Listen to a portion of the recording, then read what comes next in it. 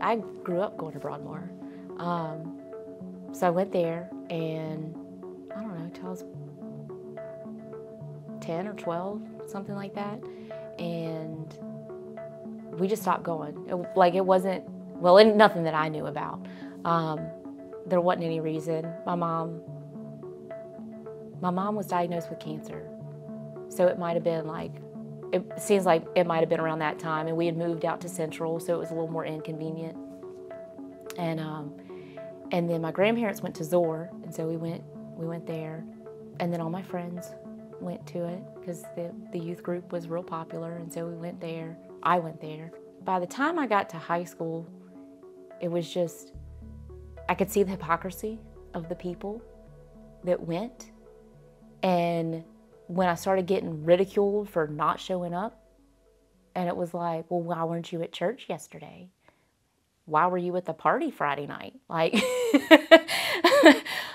didn't go. And so, and that's when I was just like, no, I stopped going. And then when I got probably junior, senior, a couple of years into high school, I started going to different denominations. I had a friend who was Catholic, so I went to the Catholic church to see what that was like. And I did it the, oh, well, you aren't worthy mindset of that. I wasn't on board with the Baptist, which is odd because my grandparents were Baptist, and they were amazing. But they lived it.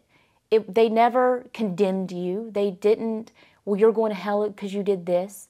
I got divorced, and then I got pregnant after, because I was living in sin, according to my grandparents. But they were still accepting, and they never treated me differently.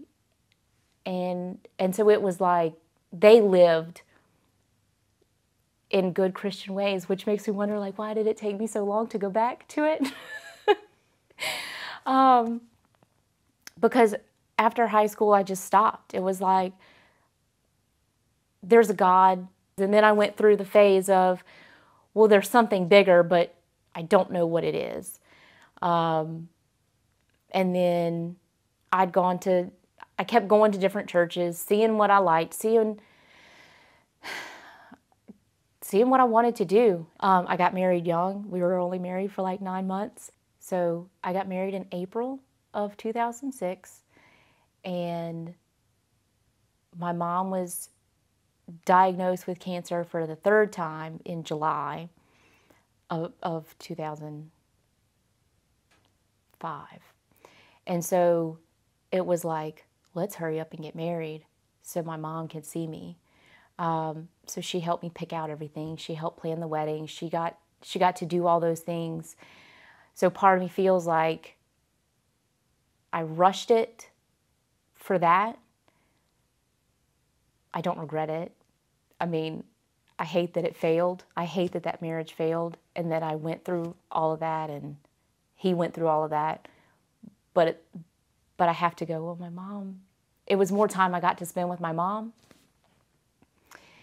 And so I got married in April, and she died in October.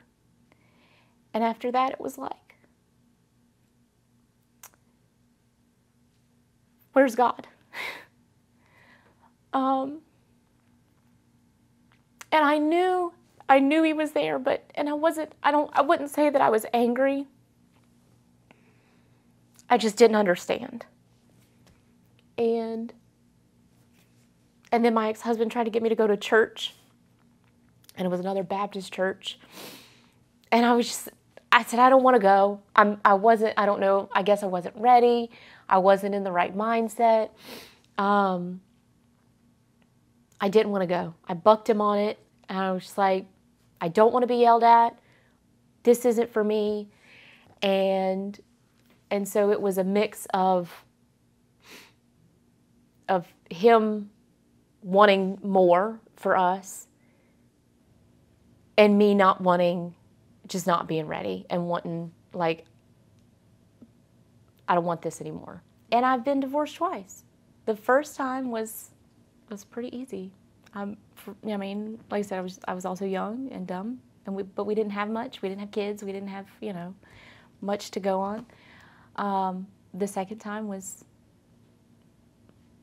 more involved, and that's actually what really brought me where I am spiritually.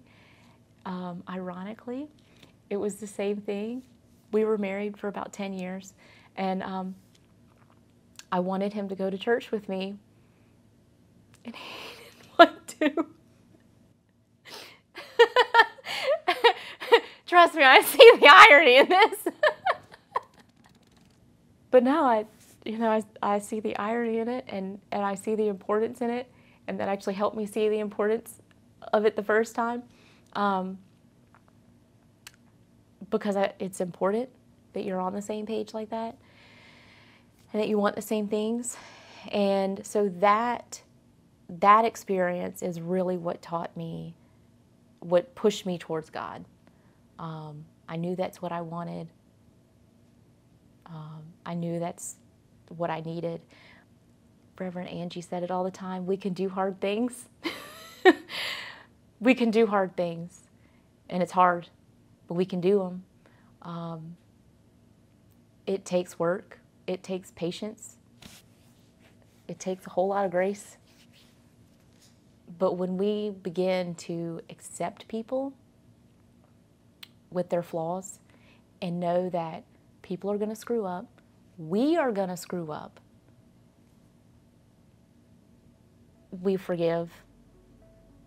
We ask for forgiveness when it's us. And we'll make it. And it's great on the other side of knowing that God's got us. But the people here have shown me that relationships aren't always great. Our relationships with people, they have their ups and downs. Sometimes they say something that's going to make you mad. And sometimes they say things that you're just like, but I feel home. I feel like home. And I feel like that's so cliche because everybody that has done these so far, I walked in the doors and I felt like home. But it does.